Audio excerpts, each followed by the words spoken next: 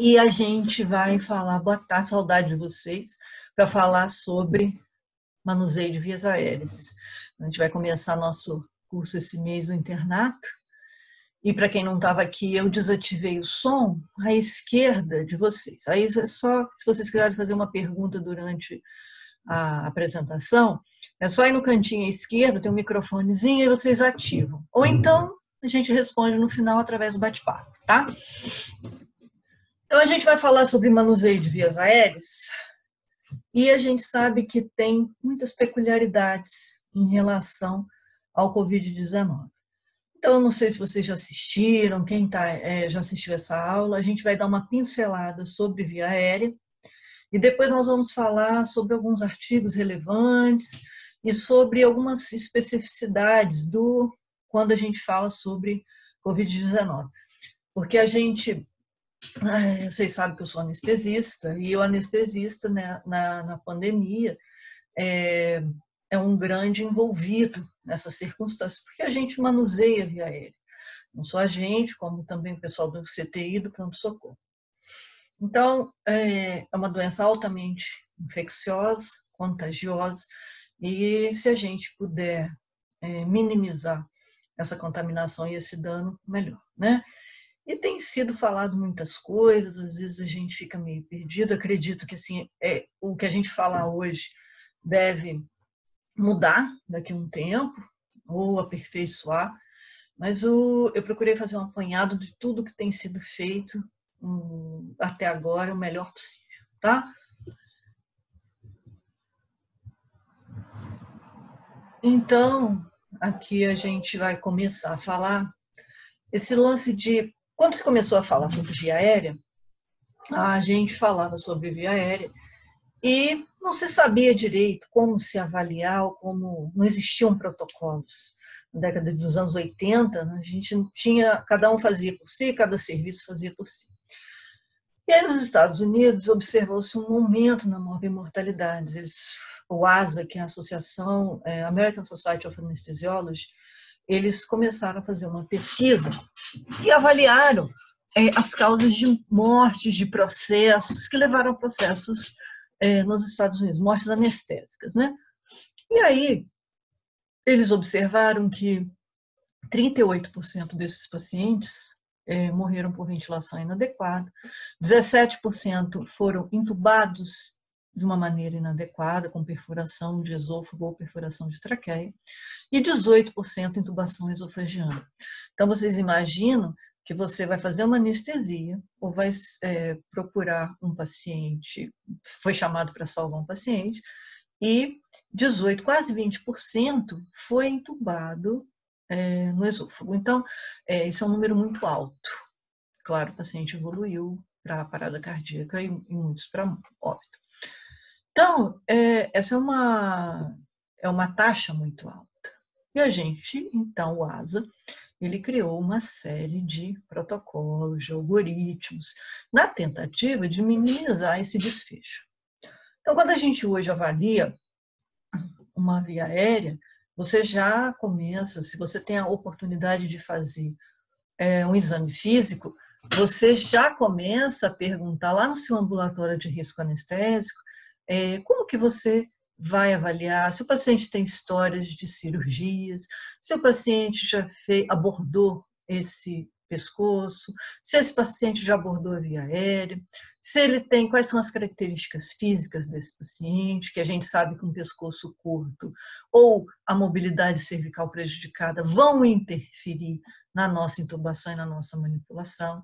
Se esse paciente tem algum tipo de lesão cervical, a gente sabe que as hérnias cervicais, elas têm grande prevalência na população, tanto as cervicais quanto as lombares, e isso vai dificultar a nossa avaliação e o nosso exame físico.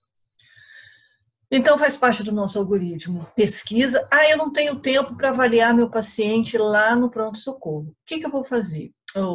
Avaliar meu paciente lá no risco anestésico. Eu vou avaliar ele na hora que ele chegar no centro cirúrgico.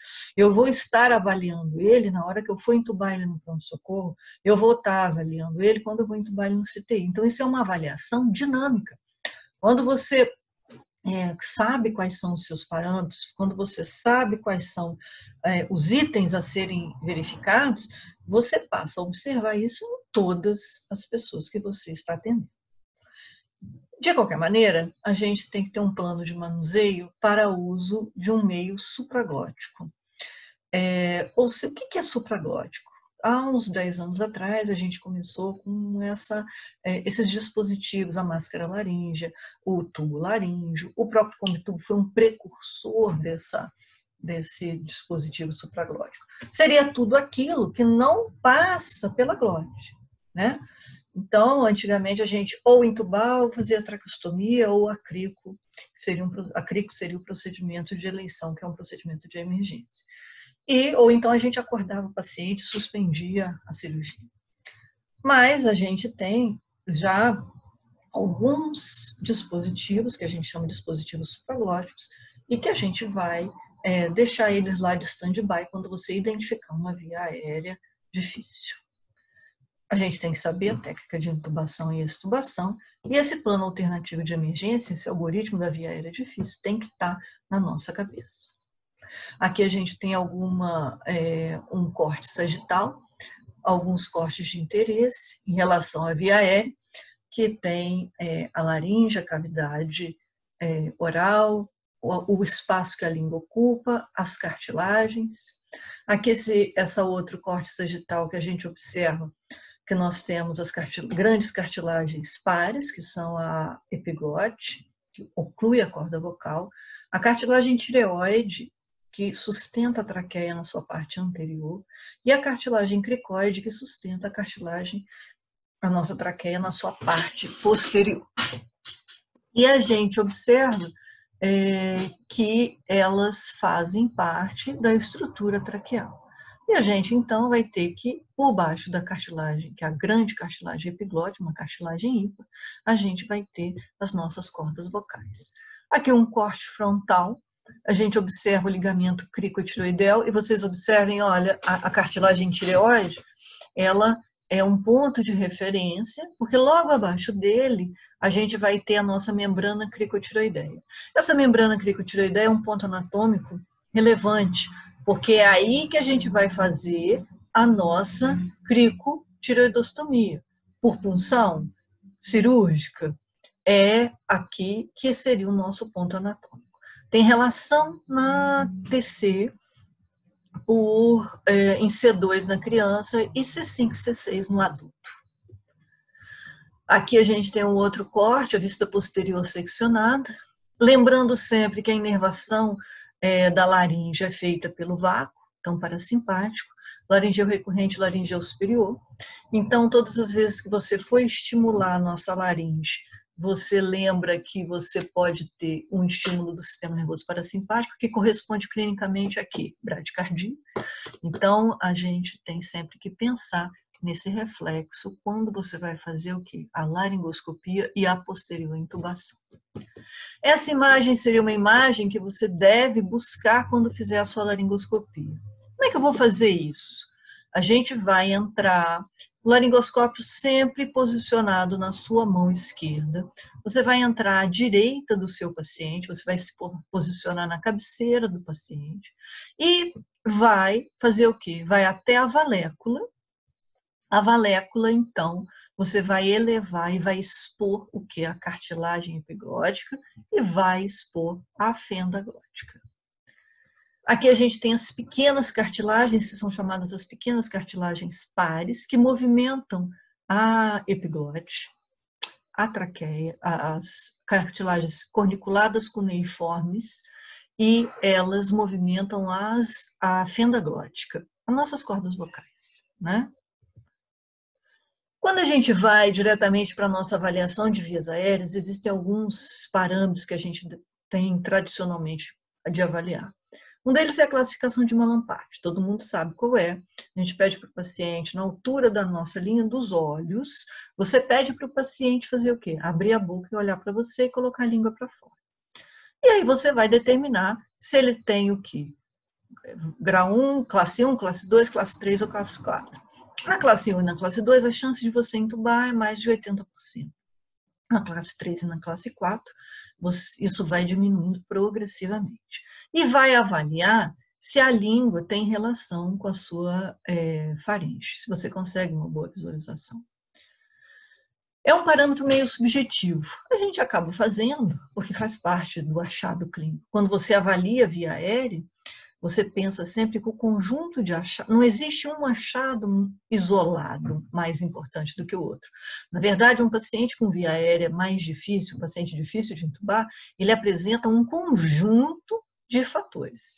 E isso diz para a gente, ele tem Mallampati 4, ele tem uma distância tiro-mentoniana pequena, ele tem um pescoço curto, ele não mexe o pescoço ou não mexe a cabeça. Então, essa junção de fatores diz mais para a gente do que qualquer outra coisa. A distância tiro-mentoniana, você vai avaliar a distância entre o mento e a sua cartilagem tireoide, mais ou menos. E se você tiver uma distância maior que 5 centímetros, esse paciente não tem uma laringe anteriorizada. Não tendo a laringe anteriorizada, é muito mais fácil a intubação. Comprimento do pescoço, um pescoço é longo, você tem em média de 7 a 7,5 centímetros de comprimento de pescoço, acima de 7,5 é fácil de intubar. E se o paciente consegue mexer muito bem, fazer os movimentos. Então, pacientes que têm hérnia cervical, pacientes que têm alterações na bico de papagaio, osteófitos, eles vão ter mais dificuldade para movimentar. Aqui a gente tem outra avaliação, que seria a avaliação da oclusão. Então, vocês observem na figura da esquerda, a paciente ela tem normal, né? Não tem predominância da maxila ou da mandíbula. A micrognatia, eu acho que é um desafio. Se você tem uma junção de uma distância tiro-mentoniana pequena ou um pescoço curto associado a uma micrognatia, ou seja, você tem uma retração do queixo, é uma das intubações mais difíceis que a gente pode ter, infelizmente. A macrognatia também dificulta, porque às vezes você não consegue fazer uma boa abertura da boca, você dificulta a articulação temporomandibular, ela não corresponde. Mas eu ainda acho que a micrognatia associada a um pescoço curto seria uma das intubações mais difíceis que a gente possa ter. Aqui a abertura de boca, você deve ter em distância interincisivos maior que 3 centímetros. E aqui a distância tiro-mentoniana. Então, vocês observem se o paciente tem essa distância, ele tem a glote, ou seja, a fenda glótica, numa posição bem adequada. A mobilidade é importante, porque a gente, na hora de você alinhar os eixos orofaringotraqueal, se o paciente tem dificuldade de mobilização, ou ele teve, por exemplo, um acidente, às vezes ele não tem, mas ele sofreu um acidente de automóvel ou de moto, que é muito comum, e ele tem uma lesão cervical, você não vai conseguir mobilizar. Só pelo paciente ter sofrido esse tipo de acidente, você sabe que você vai ter uma intubação mais difícil. Aqui a representação esquemática do Mallampati, classe 1 a 4. E embaixo a gente tem a classificação de Cormack. A classificação de Cormack é excelente, ela é muito fidedigna, porque vai te dizer exatamente se você vai conseguir intubar ou não. Mas, infelizmente, a gente não consegue fazer Cormack no nosso paciente lá do consultório ou da enfermaria. Como é que você vai fazer a visualizar a corda vocal desse paciente? Não tem como. Então, a gente que faz é classificar o Mallampati e tentar ter uma previsão, né, de que isso vai ser mais ou menos difícil. Aqui outra representação. Aqui na vida real, então a gente sabe que a classe 1 e 2 você tem uma chance de quase 80% de intubar, e 3 e 4 isso vai diminuindo progressivamente. Aqui a gente tem a visualização, uma imagem, olha, um Cormack 1, olha, você visualiza a fenda glótica, vocês observam que eu tenho uma cor perolada, nacarada, que é peculiar, típica. A classificação 2 e 3 já fica mais difícil.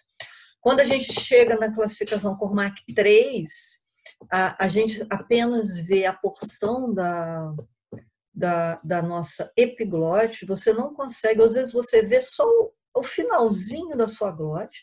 E no Cormac 4 é muito difícil visualizar. Tanto que a nossa indicação é... Perdão.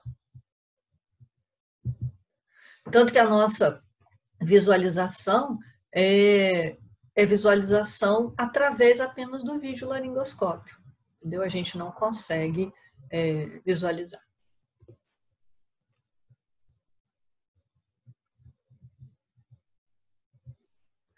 Então, aqui a gente tem outra, você relacionando o grau de dificuldade à intubação através do Cormac-Lehane. E aí você decidiu que você vai intubar seu paciente. O que você vai precisar? O ideal é que quando a gente vai programar, e isso hoje em dia, em relação à Covid, é muito importante, a gente vai ver em diversos algoritmos, em diversas orientações de suporte, o quê? Tenha tudo preparado.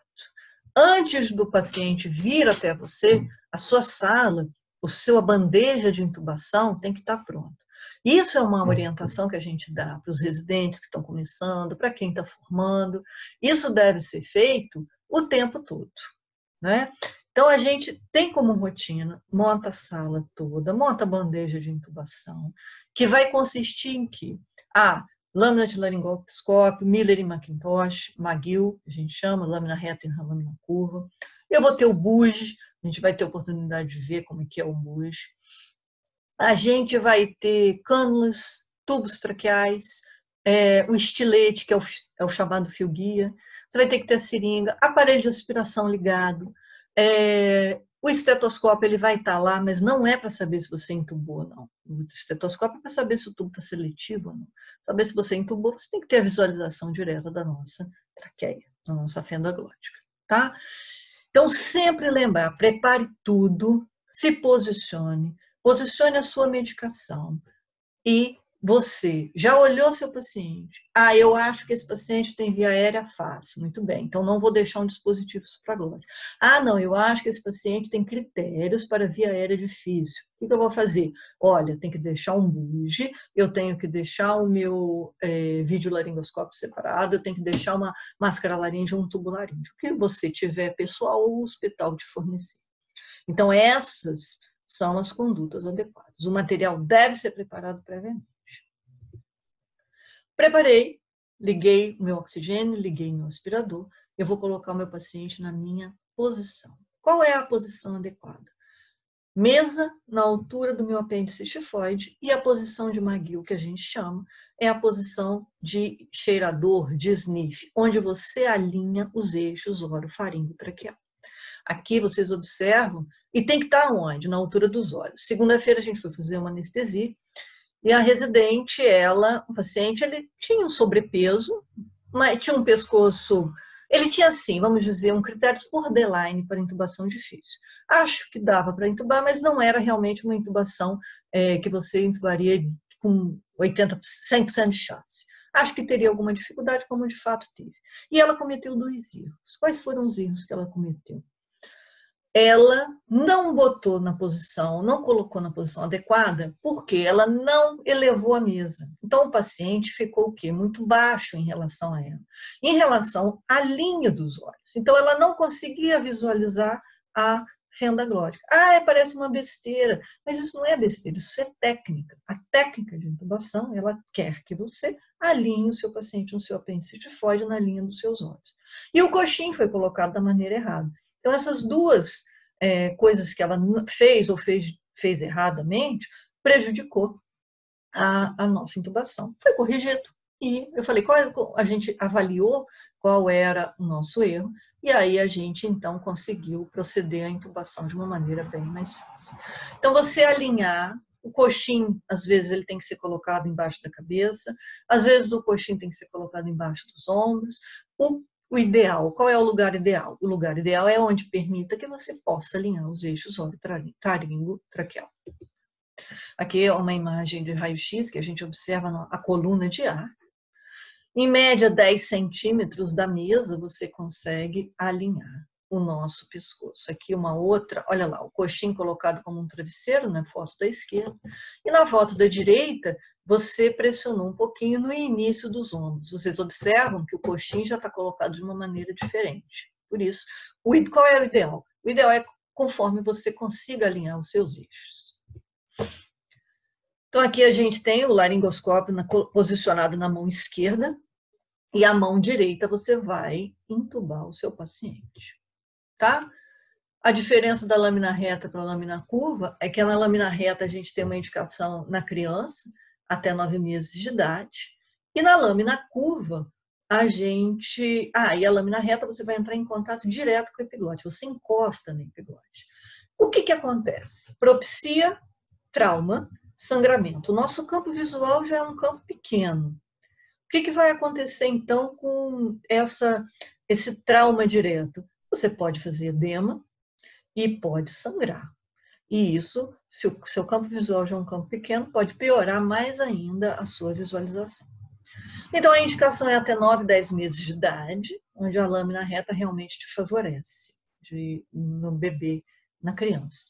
Depois disso, o ideal é que você utilize as lâminas de Magui, as lâminas curvas. 2 e 3, 4 e 5. 2 e 3 geralmente na adolescência, ou mulheres ou homens pequenos, e 4 e 5 para o adulto médio. Aí um 5 você utiliza num paciente que tem um tamanho maior. Aqui uma outra imagem. E aqui é a intubação propriamente dita. Você observa que na figura da direita, a gente tem o cara de relógio, ele está fazendo uma pressão sobre a nossa cartilagem cricoide. Isso, na verdade, seria chamado de manobra de Selick, que é para impedir a regurgitação e a aspiração do conteúdo gástrico. Vai utilizar em todas as vezes? A gente utiliza no paciente que a gente quer intubar, às vezes tem a via aérea, o estômago cheio e você não quer que faça broncoaspiração. Não é garantido 100% que ele vai conseguir ocluir o esôfago, né? O ideal é que você fizesse uma pressão de 4 nêutrons, mas é uma medida física muito difícil de você mensurar. O que são 4 nêutrons? Então, a gente não necessariamente consegue fazer essa medida específica. E mesmo se a gente conseguisse, essa pressão da manobra de Selick na oclusão do esôfago nunca ia ser garantida. Então, eu não consigo ocluir completamente e impedir a broncoaspiração do meu paciente, se fosse regurgitar o conteúdo gástrico. Mas a manobra de Selick, o que acontece? Ela pode ajudar a alinhar a minha corda vocal. Vamos dizer que eu tivesse uma massa no pescoço, eu tenho um lipoma, não precisa nem ser um câncer, eu tenho um desvio por alguma coisa. Nós tivemos um paciente que ele tinha um tiro no pescoço de uma cirurgia antiga, então ele tem fibrose. O que vocês acham que essa fibrose causou? Era do lado esquerdo, essa fibrose, ela tracionou a traqueia para aquele lado, desviando a traqueia para a esquerda. Então, na hora da laringoscopia, você sabe que essa traqueia está desviada. E aí você tem que alinhar através do quê? A manobra de Selick pode alinhar a sua traqueia, tá? Aqui a visualização que você deseja, que você almeja, é a visualização da sua fenda glótica. Olha que imagem bonita. Nem sempre o nosso paciente vai estar paralisadinho assim. Então, porque vocês olham essa imagem e falam, nossa, não tem como eu entubar o esôfago acidentalmente. Não é possível isso, mas vocês têm que lembrar, por exemplo, se eu tiver uma pressão, se eu tiver um pescoço com uma capa de pós importante, essa gordurinha, esse tecido adiposo do meu pescoço, ele pode fazer uma pressão e ficar mais difícil a visualização direta. Essa seria o que a gente buscaria. Ainda bem que a grande maioria das pessoas a gente consegue visualizar dessa maneira. Então, realmente é mais fácil.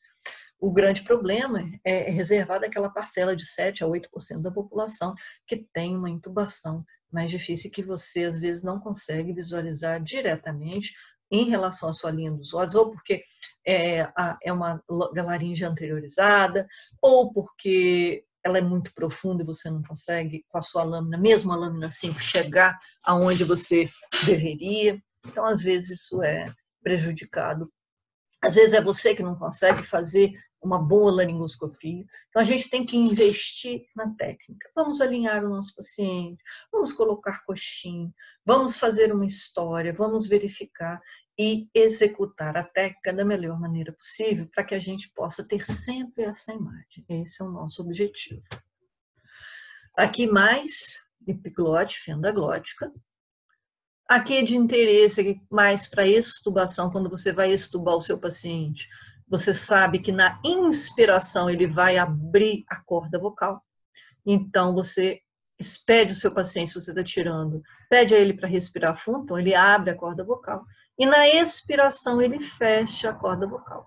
Quando a gente vai retirar o nosso tubo, a gente observa. Se o seu paciente, você vai observar na bolsa de reservatório, ou vai pedir a ele, se ele tiver consciente. Nem sempre em anestesia a gente extuba o nosso paciente acordado.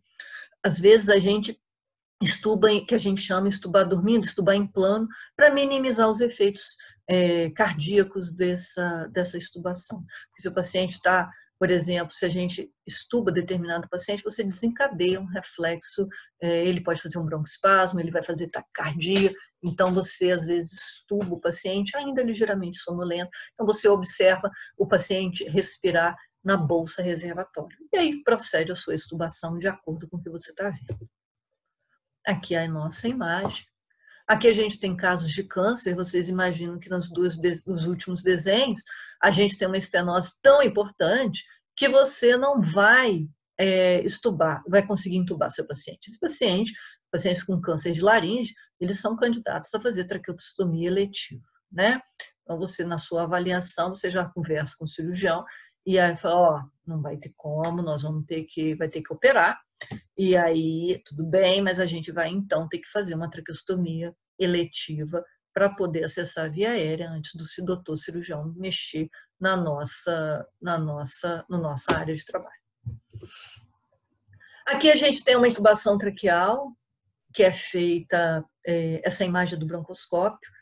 Olha por que o nosso tubo às vezes fica seletivo à direita ou à esquerda. Então ele fica seletivo com muita facilidade à direita, porque a própria anatomia favorece, né? Então, quando você intuba e você vai além da marca que você deveria ir, que o ideal é que você vá entre 21 e 23, e você introduz muito o seu tubo, ele tem tendência sempre a ir o quê? Para a direita, porque anatomicamente é muito mais fácil que isso aconteça. Então, como eu falei, a marca 21 e 23. E qual o tamanho de tubo que a gente deve utilizar? Olha, ideal. Existe um tubo ideal? A gente estima pelo peso e pela altura. Então, às vezes você tem uma regra, a gente segue, que é 7, 7,5 e 8 na mulher, 8, 8,5 e 9 no homem. Mas, se eu tiver um homem pequeno, um homem menor, eu posso passar um tubo 8. Se eu tiver uma mulher maior, eu posso passar um tubo 8 nela, 8,5. O que a gente faz, nós dividimos, por exemplo, tem um paciente que vai ser submetido a uma cirurgia eletiva, e eu vou, então, anestesiar e acordar esse paciente 1, 2 horas depois do procedimento, não é verdade? Então, eu preciso de um tubo com um diâmetro muito interno, muito grande? Não é necessário. Porque eu vou ficar 1 ou 2 horas ventilando. Bem diferente de um paciente que chega no meu pronto-socorro, chega lá no meu CTI e é vítima de um AVC, ou é um paciente que tem insuficiência respiratória e vou precisar o quê? Vou precisar que esse paciente fique entubado por mais dias. Eu vou precisar coletar essas secreções que vão ser expelidas. Então, quando a gente fala em COVID, por exemplo, que é um paciente que tem insuficiência respiratória, ele não tem pneumonia supersecretiva, mas ele pode vir a ser infectado. Então, talvez eu não deva passar um tubo muito fino. Então, eu devo passar pelo menos um tubo um pouquinho maior, para que seja mais fácil aspirar as secreções que, porventura, virão, né? Então, eu visualizei a corda vocal, visualizei a fenda glótica e eu quero saber se eu vou intubar ou não. Qual é o padrão ouro da minha intubação? Visualização direta da minha corda vocal. Existem outras técnicas? Sim, existem. Quando a gente intuba, você pode acoplar a capnografia e você vai verificar que eu tenho um padrão de capnografia compatível com a troca alveolar. Qual seria esse? Esse padrão seria um valor de capnografia entre 40 e 45, que é o padrão de ventilação das pessoas normais. Geralmente quem é fumante tem um CO2 expirado um pouquinho maior, acima de 45, né? Então aqui a gente tem um vídeo em que a gente vai visualizar essa intubação. Esse vídeo foi realizado no Hospital Escola, com o consentimento da paciente, e ela ia ser submetida a uma anestesia de vesícula, uma colecistectomia aberta, não foi vídeo, e está sendo feita pelos nossos residentes, não são os atuais, já tem um tempinho isso. Então, eles estão fazendo, a gente vai discutir sobre essas drogas, ele está fazendo o Propofol, que é um indutor, é um hipnótico, e que está muito bem indicado para cirurgia de vesícula. A cirurgia de vesícula tem algumas peculiaridades, ela é extremamente nauseante, e o Propofol ele tem esse efeito, principalmente se for vesícula vídeo. Hoje em dia, a grande maioria dos procedimentos é vídeo. Olha o doutor fazendo lá, ele está o quê? Alinhando os eixos orofaringo-traqueal. Então, quando eu estava falando, o Propofol ele tem indicação porque ele é extremamente antiemético, e as cirurgias videolaparoscópicas ela tem esse efeito de ser muito nauseante. E quem já operou, foi ser submetido, é das pequenas complicações que são extremamente desagradáveis para o paciente. Então, a gente está alinhando ele alinhou o eixo, observe a mão dele, ele está colocando no rosto da paciente, seguindo a arcada, né, a mandíbula dela. Os 2 dedos estão posicionados na nossa máscara facial e a paciente já parou de ventilar. Você observa que ali ela está monitorada. É o que a gente deve fazer no centro cirúrgico, ela vai ser submetida a uma cirurgia. Esse paciente poderia estar no pronto-socorro e você estar atendendo, o seu procedimento é o mesmo. Você deve acoplar adequadamente a sua máscara facial e ventilar o seu paciente. Hoje em dia, com essa abordagem do Covid, essa seria a nossa rotina. Hoje a gente muda o enfoque, porque hoje não está indicado mais a ventilação no paciente, porque os pacientes que chegam para nós suspeitos de Covid, isso você vai promover a aerosolização, você vai promover a difusão do vírus. Então, isso é o que a gente faz no paciente, que a gente sempre fez. Então, eu estou mostrando a vocês tudo que é rotina e quais são as adaptações que a gente deve fazer em relação ao nosso paciente. Então, aqui a gente está abordando, ventilando o nosso paciente. Essa ventilação no paciente do Covid agora a gente não faria mais. A gente intubaria ele em sequência rápida, a gente vai observar. Então, a gente deixaria ele em ventilação espontânea e se procederia à intubação, idealmente com videolaringoscópio. A gente vai falando sobre isso com o decorrer da aula. Então, aqui a gente alinhou os eixos orofaringo-traqueais. A paciente parou de respirar. Em média, o Propofol ele demora 3 minutos para fazer o seu efeito. A gente tem outras drogas. O Propofol é para fazer dormir, então ele é um hipnótico. Eu tenho o fentanil, que é um opioide, e ele vai fazer analgesia. E então, ele vai fazer analgesia para a cirurgia? Sim, para a cirurgia e também para prevenir o reflexo de intubação, que a gente sabe que estimulando o parasimpático, então você vai prevenir o quê? A bradicardia reflexa. Então ele alinhou, olha, ele entrou, laringoscópio na mão esquerda, entra à direita e vai rebater a língua para a esquerda. Então ele vai pegar o nosso tubo e vai, então, a visualização da nossa corda vocal. E aí o que ele vai fazer? Ó, ele foi na valécula, que é exatamente em cima da epiglote, e ele vai então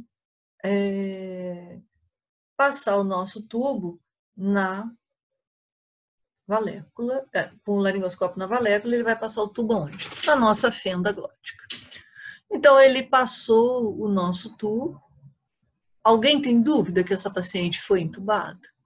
Não, a gente não tem dúvida. É isso que eu falo. Visualização direta da nossa intubação. Aqui a gente tem a intubação traqueal por fibroscopia. Se você tiver critérios de via aérea difícil, com Cormac 3 ou 4, ou se você estimar no seu risco anestésico que você vai ter dificuldades para intubar o seu paciente. Aqui a máscara laríngea é um dispositivo supraglótico, ou seja, ele é chamado supraglótico porque ele não passa pela glote. Então, a colocação é muito simples. Você vai com a linha preta virada para você. Esse aqui é um dispositivo de máscara laríngea que a gente chama Fast Track, porque você passa a máscara laríngea e por dentro da máscara laríngea você vai passar o seu tubo endotraqueal. Então, a máscara laríngea tem uma colocação muito simples. O paciente, você assume a posição na cabeceira do seu paciente e você simplesmente passa o seu tubo. Aqui você vai fazer a colocação, existe essa opção no Fast Track, é uma máscara laríngea especial com passagem de tubo por dentro dela. Você passa a máscara laríngea e depois passa o seu tubo. Aqui é uma máscara laríngea simples. Olha lá, a colocação dela, a linha preta virada para você, que é o operador, e você vai posicionar sem laringoscopia, só com a mão. Põe a luva, passo. Eu gosto de passar um gel, a xilocaína gel, porque anestesia um pouco e permite um deslizar mais suave. Então, você vai colocar e ela vai ser autolimitada, porque ela vai encunhar lá no seu esôfago. Quais são os tamanhos? Não precisa se preocupar. Cada uma delas tem um tamanho, diâmetro interno, e você vai adaptar, você vai estimar, e tem um volume que você... Olha lá, número 1, recém-nascidos, a gente utiliza muito para fazer cirurgia em criança, anestesia em criança, você diminui a reatividade brônquica, então você tem muita indicação de usar a nossa máscara laríngea. Os adultos a gente usa de 3, 4 e 5, a grande maioria número 4. E aí você vai insuflar a máscara laríngea, a gente vai ter oportunidade de fazer aula prática e vocês vão ter oportunidade de passar essa máscara laríngea no nosso laboratório de habilidades. Aqui o Fast Track, olha, uma foto real. É muito simples, você passa e passa o tubo por dentro. É a solução para uma via aérea difícil. Aqui o tubo laríngeo. O tubo laríngeo ele veio depois do Combitube. Ele permite uma autonomia de mais tempo, porque a máscara laríngea permite uma autonomia de ventilação adequada, mais ou menos de 2 horas. A partir de 2 horas, ela não acaba não ventilando muito bem, há uma fuga aérea, e o ideal, então, é que você... Não é uma via aérea definitiva. Ela salva a vida naquele momento, mas você não consegue, por exemplo, ficar com aquela máscara laríngea por mais de 2 horas. O tubo laríngeo já permite uma autonomia um pouquinho maior, permite uma autonomia de mais ou menos 6 horas. E você, então, porque ele tem um sistema de duplo cuff que permite, ventila melhor, ventila mais adequadamente, tem menos fuga aérea. Também não tem segredo, você vai colocar, e a linha, eles são autoexplicativos, olha lá. Essa seria o duplo cuff, impede a fuga. O primeiro, lá embaixo, oclui o esôfago. Ele se acopla ao redor da fenda glótica, ventilando. E o segundo cuff, ele impede a saída do oxigênio pela boca. Né? Muito simples. Aqui o Combitube, a gente colocava cegas, não era muito adequado. Aqui a gente tem como ajuda para a gente também, no nosso protocolo, o estilete luminoso, que funciona com uma transiluminação, ajuda você a visualizar a nossa corda vocal com mais facilidade. A gente tem ainda, se o seu hospital onde você trabalha não tem esses dispositivos, você ainda pode fazer a intubação retrógrada. Hoje a gente acaba fazendo muito menos por causa do advento tanto da máscara laríngea, do tubo laríngeo, quanto do videolaringoscópio, mas a técnica ela consiste em localizar a membrana cricotireoideia, que a gente falou, que é logo abaixo da cartilagem tireoide. Então você vai fazer anestesia, vai insuflar, vai perfurar e passar o seu catéter. Vocês observam que na membrana você tem que aspirar, tem que ter um líquido, porque você tem que vir ar para você saber que você está na localização certa. Então você vai palpar a membrana cricotireoideia, vai perfurar e vai aspirar para ver se você vem ar, que significa que você está no local certo. Verificando, você vai angular 45 graus, vai passar um catéter, esse catéter vai sair na boca e você vai reparar o catéter e vai colocar o fio guia e vai posicionar e ajustar. No algoritmo, parece muito simples, às vezes na vida real é um pouquinho mais complicado, a gente tem sangue, a gente tem edema de via aérea, às vezes se essa via aérea é uma via aérea difícil para você ter que lançar a mão dessa intubação retrógrada, o pescoço pode ser um pescoço difícil de manipular, ter um coxim gorduroso ou ter alguma alteração anatômica. Então, é uma técnica que você vai lançar a mão se você tiver muita necessidade, porque o ideal é que você lance mão de que máscaras laríngeas, dispositivos supraglóticos e videolaringoscópios. A ventilação jato transtraqueal é no mesmo princípio. Existem alguns respiradores, mas oferecem uma quantidade mínima, porque você tem um diâmetro de oxigênio, de oferta de oxigênio muito pequeno. Para te ajudar na sua intubação difícil, a gente tem um laringoscópio com um cabo articulado, ou a ponta articulada, ou uma COI, que é uma COI que você consegue manipular melhor essa lâmina de laringoscópio.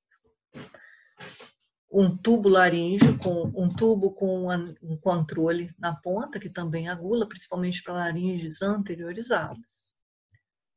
Esse é um laringoóptico, é o Artrec. Você acopla o seu laringoscópio, acopla o seu tubo e você tem uma visualização. Essa telinha, ela pode ser também, hoje a gente pode conectar o nosso celular, ao nosso iPad, ao nosso tablet, e aí você consegue aumentar a sua visualização. Mas tem um grande problema, que esse laringoóptico, o Artrec, ele é descartável, né?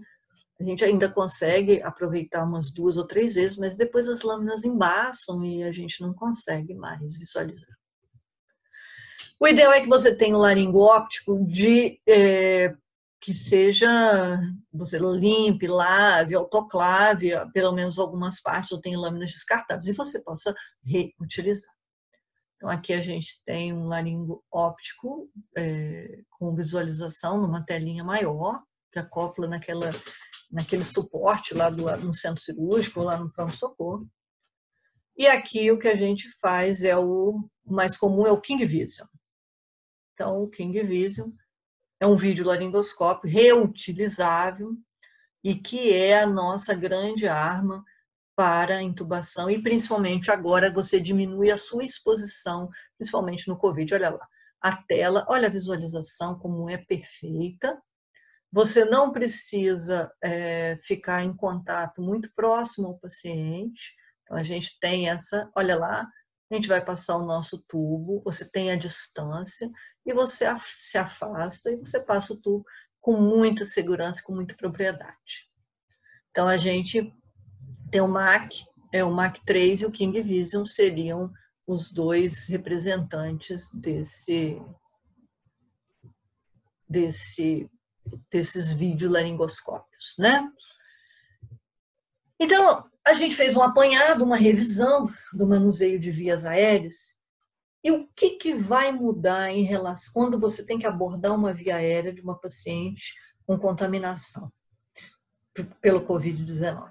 A gente estava conversando que todos esses protocolos que a gente tem atuado, eles deveriam ser feitos de rotina. É claro que o Covid-19 é uma doença que é muito contagiosa, mas a gente não se previne como deveria. Eu fazia residência, uma residente, uma R1, não foi do meu serviço, mas ela frequentava as aulas da sociedade junto com o nosso grupo de residentes.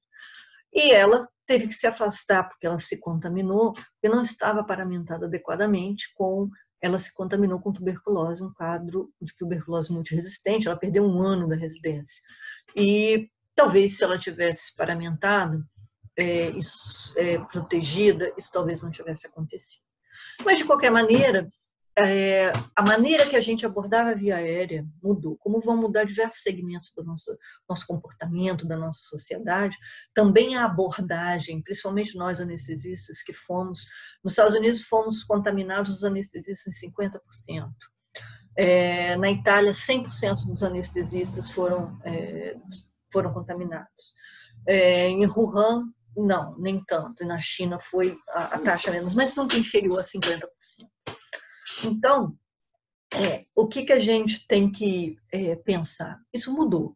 A abordagem, a maneira que você vai abordar hoje uma via aérea é de uma maneira diferente. E vocês que estão começando, que vão começar, ainda não estão fazendo anestesia, mas estão em contato com esses pacientes, porque a gente não sabe. Muitos pacientes são suspeitos, muitos são positivos, muitos são suspeitos, então a gente vai ter contato com o paciente que vai ser operado, que vai entrar no pronto-socorro em insuficiência respiratória, ou às vezes com sintomas leves, ou vai estar evoluindo lá no CTI. Então a gente vai ter que aprender a lidar para minimizar a nossa contaminação. Então, mudou a maneira que a gente vai abordar a via aérea daqui para frente. Então, a gente ainda estamos nos adaptando, mas algumas coisas já estão bem estabelecidas. Então, eu não tenho a pretensão de falar totalmente sobre Covid, mesmo porque ainda nós estamos pesquisando, ainda ninguém tem certeza da sua fisiopatologia. Mas é uma doença causada pelo coronavírus, o agente é o SARS-CoV-2, a princípio por morcegos, com a via de transmissão, principalmente gotículas e contato, mas a gente sabe que também no ar, e principalmente no nosso caso de profissionais de saúde com manuseio de via aérea, por aerossolização. Então, com procedimentos com geração de aerossóis. Tem um período de incubação de 14 dias, e aqui ele fala em 0,25% a 3% de mortalidade. Esse trabalho foi feito na China. Aqui a gente tem uma subdivisão, depois esse vídeo vai estar disponibilizado no YouTube, eu vou mandar o link para vocês. Então, a gente tem aí as diferenças entre o SARS, o MERS e o Covid-19. As características da infecção, nós temos como fatores de risco hipertensão, diabetes, sexo masculino, doença cerebrovascular. E os sintomas variam muito, às vezes até completamente assintomático. O que a gente observa principalmente é febre, tosse e anosmia, muitos. E nos exames laboratoriais, o que eu observei que é uma unanimidade nos artigos, de modo geral, é a linfopenia. E a linfopenia, ela vai determinar até a gravidade, se você tem um critério de gravidade maior ou menor. O LDH aumentado e o NR prolongado. Às vezes a gente sabe que vai avaliar o dedímero, né? E esse dedímero ele vai ser um precursor das nossas condutas. Se você tiver um dedímero maior que 3.000, você deve fazer, até 3.000 você faz a heparinização profilática, e acima de 3.000 você deve fazer como plena. Pode complicar choque, SARS, arritmia e insuficiência renal aguda. Nos exames de imagem, a gente pode ter consolidações, e a principal diagnóstica é a TC de tórax, com aquelas imagens em vidro fosco e distribuição bilateral e ascendente. Às vezes começa num lobo e às vezes já tem essa invasão bilateral. Em relação à abordagem de via aérea, a gente tem a broncoscopia, que pode ser feita, a traqueostomia, muitas vezes esses pacientes eles têm uma meia-vida de intubação muito maior, né? E a gente tem que aprender também a se proteger, né? Utilizando os nossos EPIs. E em relação a anestésicos, a gente, quando faz anestesia, esse algoritmo, essas orientações são da nossa Sociedade Brasileira de Anestesia, que eu trouxe para vocês, foram feitas agora no começo do mês, então são bem recentes. O ideal não tem jeito de você evitar a tosse, se você for tentar entubar. Como não tem jeito de você evitar a sua aerossolização quando você vai ventilar sob máscara. Então, o ideal é que a gente não ventile e faça a intubação acordada. E como? Sempre com o paciente completamente acordado. Semana que vem a gente vai falar sobre hack peridural, mas na outra semana a gente vai falar sobre os anestésicos. E nesse momento a gente vai falar sobre intubação em sequência rápida, que é a indicação. Ultimamente a gente só tem feito em anestesia e no CTI e no pronto-socorro todas as intubações em sequência rápida. Então, até o fim do mês, a gente vai estar falando sobre isso e vocês vão, com certeza, saber quais as medicações, quais as doses e de que maneira isso deve ser feito. Qual é o objetivo disso? Intubar em sequência rápida, fazer uma intubação protetora com os nossos EPIs para diminuir o quê? A geração de aerossol, tá? Faz o cânulo, a gente coloca a máscara e coloca cânulas de catéter de O2, né? Cânulas de oxigênio. Gera aerossol, não tem jeito. Você minimiza através da máscara, mas pode ser, se você aumentar o fluxo, você pode gerar uma quantidade maior de aerossol. Aqui a gente tem os nossos, um quadro para casos suspeitos ou confirmados, então é ideal que aqui vocês observam que ele está protegido com aquele traje Júpiter e com o face shield, e então porque a ventilação dele com o ambu vai gerar uma quantidade de aerossol. Aqui a gente tem esse checklist que ele foi feito até que a gente tem treinado todos os anestesistas e todos os profissionais de saúde, a gente tem ao redor do mundo, ao redor do Brasil, em todos os lugares, a gente tem treinado todos esses protocolos, porque isso é uma novidade. Então, até que você esteja bem treinado, não tem problema nenhum você levar o seu checklist no seu celular, o seu checklist anotadinho, porque o que não pode acontecer é você esquecer ou não fazer um passo a passo desse checklist. Então, esse equipamento de proteção individual avançado, e a gente tem todo esse checklist da paramentação, que deve ser feito sempre, vocês podem observar, em 2 pessoas. Aqui, de desparamentação, porque principalmente na China e na Itália, eles observaram que a contaminação foi feita exatamente quando retirava a paramentação. E muitos pelos sapatos, pelos pés. Então, que não começou a fazer adequadamente a sua higienização ou paramentação. Aqui eu tenho diversas fotos, olha que interessante. Nesse quadro à esquerda, o que a gente tem feito, temos feito de rotina aqui no nosso hospital, você já lembra que eu falei que a gente, quando monta o nosso bandeja de intubação, você deve fazer o quê? Eu vou preparar tudo, quando o meu paciente chegar, aí é que eu vou intubar, mas eu tenho que estar com tudo pronto.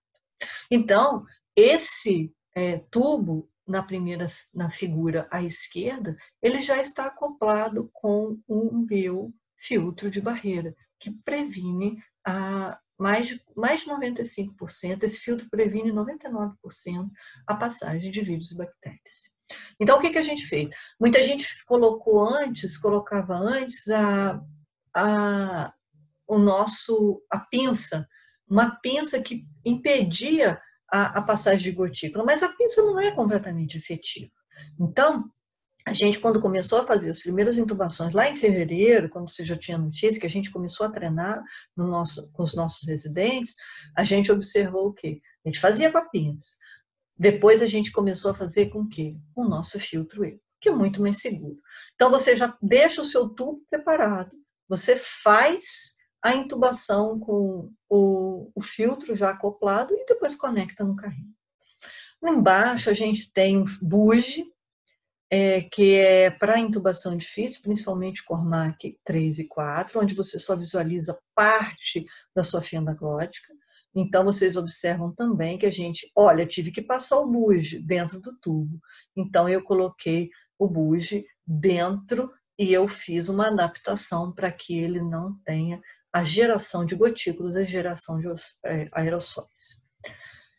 No centro, eu tenho essa caixa de acrílico. Essa caixa de acrílico tem sido usada em hospitais, está sendo utilizada aqui no nosso hospital na UTI Covid. A gente ainda não conseguiu, porque a distribuição, na verdade a gente até ganhou a caixa, mas a gente não tem como trazer para transporte, né? O transporte está difícil nesse momento. Que a gente faça a intubação. Olha, vocês observam que a doutora, ela tem um buraco para as duas mãos e ela está lá dentro com um vídeo laringoscópio. Só pode fazer com vídeo laringoscópio, não tem como. A visualização fica muito prejudicada se você não tiver. Então, você tem que ter a caixa acrílica e um vídeo laringoscópio, e aí você consegue fazer. A gente tem ouvido, isso tem sido uma maneira da gente intubar, mas a gente tem observado que muitas pessoas têm criticado a utilização da caixa acrílica. E por que eles têm criticado? Na verdade, é porque a gente pode ficar confiante demais, né? E isso acontece. Isso não vai acontecer, eu não vou pegar, eu estou protegido 100%. E a gente, então, relaxa, e aí é onde, como a doença é muito contagiosa, você pode se contaminar. Eu vejo um grave defeito nessa foto, que a paciente está de luva, está dentro da caixa acrílica, mas os braços dela não estão protegidos. Vocês observam isso? Então, se o paciente gerar um aerossol, e tem o potencial de gerar aerossol, podem cair gotículas no braço dela e essa contaminar, né? Então, acho que está faltando aí a gente utilizar o quê? Um capote. O ideal é um capote impermeável, descartável, que você joga fora depois. Uma outra maneira é utilizar aqui, nessa figura da direita, essas tendas de oxigênio, que é o que a gente tem feito aqui até que a gente chegue ao nosso material, que seriam as nossas caixas acrílicas. Você tenta se proteger da melhor maneira possível. Aqui a gente observa que o grau de dispersão, esse foi um estudo feito recentemente, em que olha onde foi feito com luz infravermelha, ultravioleta, ultravioleta. E eles observaram a dispersão das gotículas. Olha ali no último quadro, à esquerda, os pontinhos coloridos. Olha que interessante. Então, o caminho da gotícula é no seu pescoço.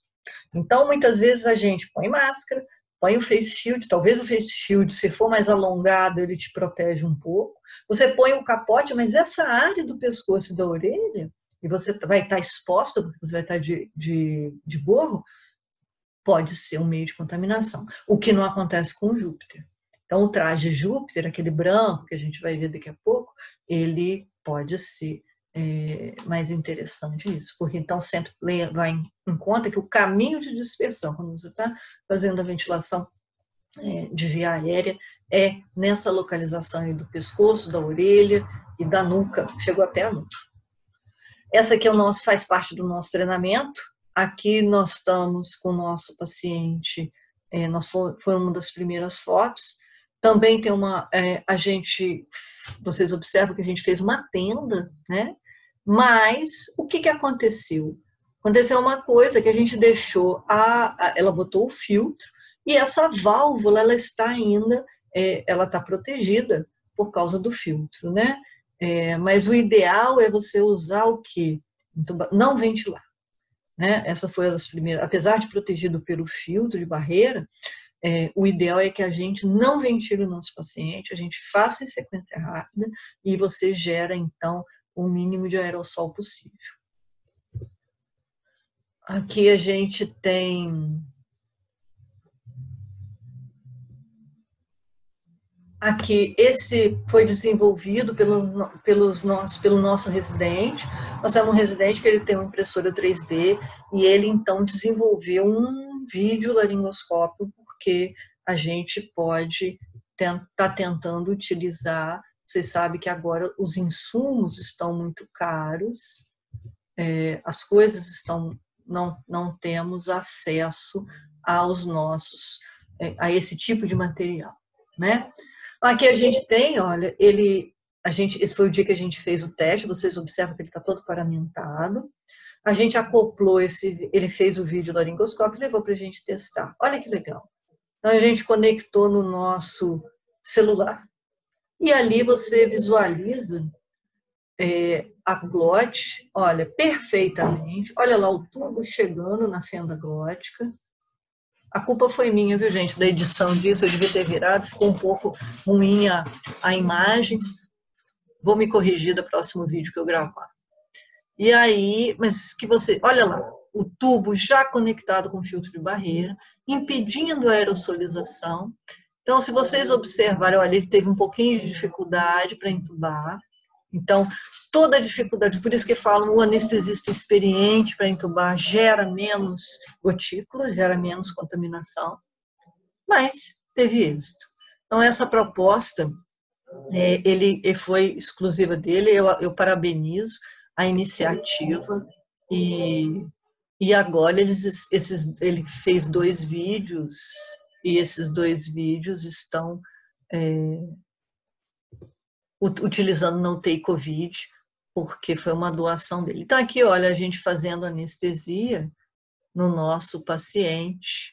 Outro paciente, a gente tem feito anestesia sempre com a tenda de oxigênio, queria que vocês observassem todo coberto e todos protegidos, com face shield. Mas olha o defeito, o grande problema é o pescoço. Acho que para minimizar isso, só o traje Júpiter, não vai ter jeito. E nós temos treinado, desde fevereiro, todas as nossas anestesias têm sido assim. Então, achei assim, eu trouxe alguns artigos para vocês, tem 5 artigos aqui que me chamaram a atenção, que são relacionados à via aérea e como manusear da melhor maneira possível. Um paciente, esse paciente é um senhor de 80 anos que tinha uma queda da hemoglobina, passou uma bolsa de sangue e fez a utilização da eritropoetina e ele melhorou, a linfopenia dele melhorou, a anemia dele melhorou, ele não precisou nem tomar sangue e ele teve alta, 82 anos.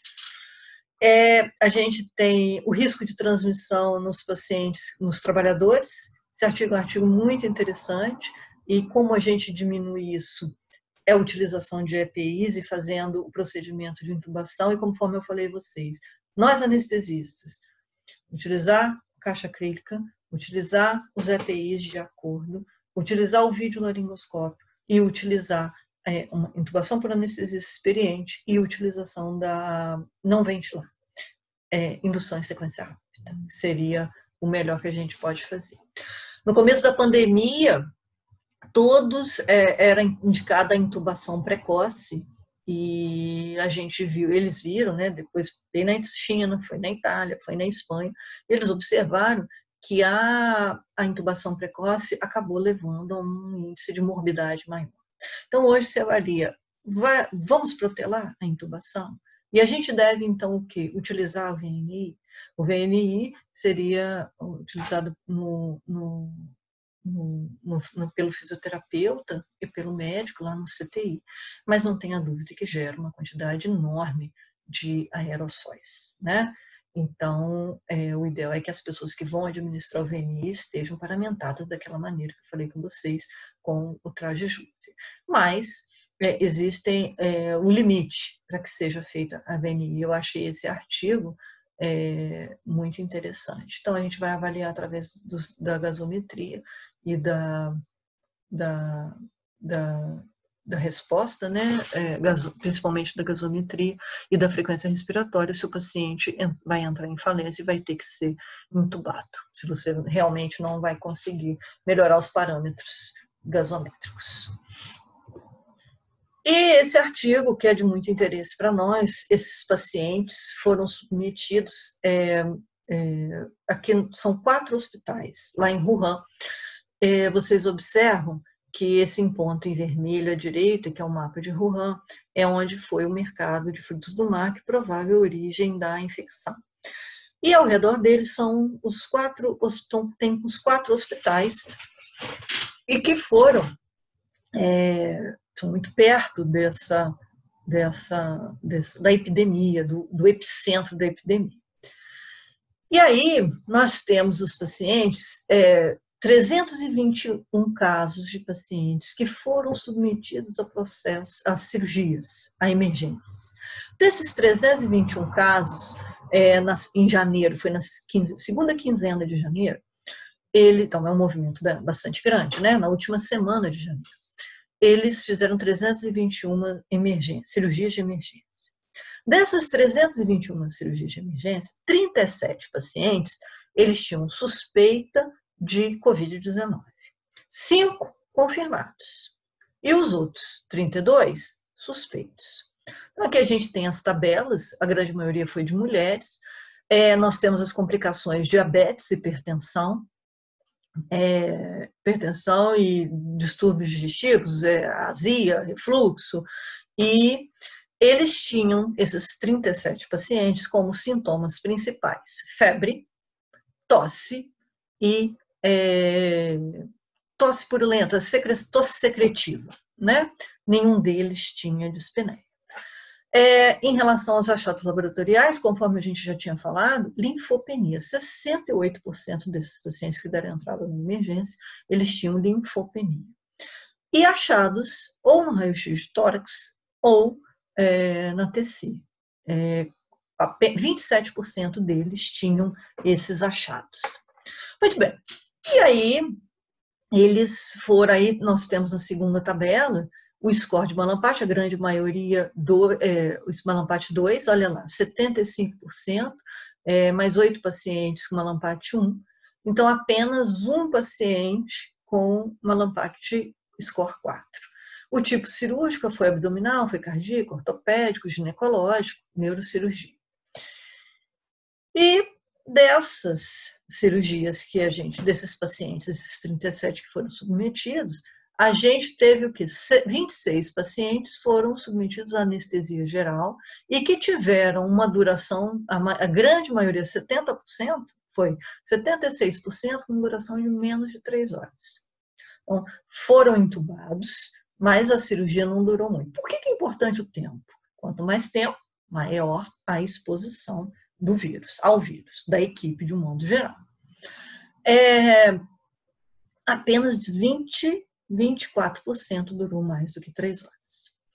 Esses pacientes, a grande maioria continua internada, e 10 tiveram altas, e o que é muito interessante, nenhum desses pacientes, apesar de ter Covid, apesar de ter submetido a cirurgia, não morreram.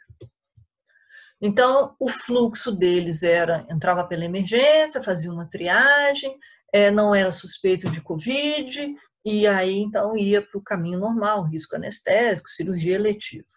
Ou, se tinha suspeito ou confirmado, eles faziam aqueles exames e os confirmados, foram 5 confirmados, eles tinham disponível a sala de pressão negativa, então ela é blindada e filtrada, então esse vírus ele não circula além daquela sala, ele não vai para o sistema de ventilação do hospital, e é chamado nível 3 de proteção. E após a cirurgia, a sala era esterilizada e tudo foi utilizado apenas uma vez, né? E se o paciente não era suspeito, ele ia para a sala normal, né? Muito bem. Essa aqui, olha, é a sala de anestesia. Vocês observam que os pacientes foram todos protegidos, os profissionais da equipe de saúde, todos com traje de Júpiter, proteção dos pés, EPIs. Esse seria como se deveria fazer a nossa proteção. Qual foi a taxa de infecção da equipe cirúrgica? Apenas 3 pacientes, 3 profissionais de saúde foram contaminados. Então, essa é a conclusão desse estudo, que eu achei muito interessante. Antes de terminar, esses pacientes que foram operados, eles eram avaliados se eles tinham alguns sintomas de descompensação. Então, por exemplo, sintoma se ele tinha saturação menor que 90, ou se ele tinha infecção pulmonar grave, e não era emergência, e tinha febre, saturação abaixo de 90, e não era emergência, esse paciente era orientado a não fazer a cirurgia. Bom, então o que eles chegaram à conclusão nesse artigo? Que essa é uma doença extremamente contagiosa. Foram utilizados esses algoritmos, esses EPIs que a gente teve a oportunidade de ver. Apenas 3 profissionais foram contaminados na sala cirúrgica, que lidam entre zelador, entre enfermeiro, técnico de enfermagem, enfermeiro e médico, e que essa baixa taxa de infecção e a ampla recuperação do paciente foram 4 hospitais. Então, em uma semana, eles avaliaram esses 4 hospitais. E a proximidade, vamos dizer, a carga viral desse epicentro, que foi muito grande, ainda mais no começo, na última semana de janeiro, que ninguém tinha muita prevenção, a adoção de prevenção dos EPIs, a adoção da triagem, os algoritmos, intubação em sequência rápida, utilização dos EPIs adequados, proteção da equipe com esse traje Júpiter, essa ventilação, a não ventilação, e sim a ventilação em sequência rápida, a intubação em sequência rápida, foi responsável pelo sucesso. Nenhum paciente morreu, todos eles, alguns ainda se encontravam internados quando a conclusão do trabalho, e a baixa taxa de infecção entre os profissionais de saúde. Tá? Então, esses são artigos muito interessantes. Se vocês tiverem dúvidas, a gente pode falar sobre isso. Se vocês tiverem interesse em ver os artigos, todos os links estão aí, mas eu também estou à disposição.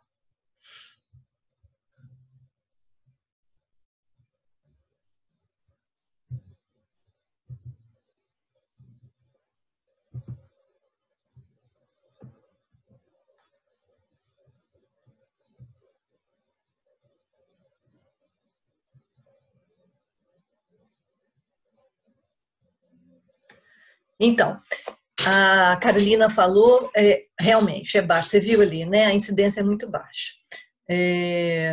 Mas o malampate, como eu falei, não é muito específico. Às vezes você, por exemplo, eu peço para você abrir a boca. Às vezes o paciente, ele é subjetivo, às vezes ele não quer abrir a boca, às vezes ele ele não está num bom momento, ele comeu, ele não quer abrir a boca, ele não está com vontade. Então, assim, é subjetivo. Às vezes você não avalia bem, às vezes a posição da cadeira não é legal. Quando você faz anestesia e está relaxado, que você faz o relaxante muscular, o que vai valer mesmo é a manipulação. Então, se você tem uma boa mobilidade cervical, às vezes a gente não valoriza, o anestesista não valoriza tanto o malampate. A gente valoriza mais o Cormac. É que a gente não consegue fazer Cormac nas pessoas, né? Porque senão você ia ter que fazer laringoscopia. Já pensou lá no risco anestésico em todo mundo? Não ia dar certo, não é? Então, quem é Letícia Malampate 4 não precisa ficar preocupada, porque às vezes a gente tem... às vezes o malampate é super valorizado, tá bem?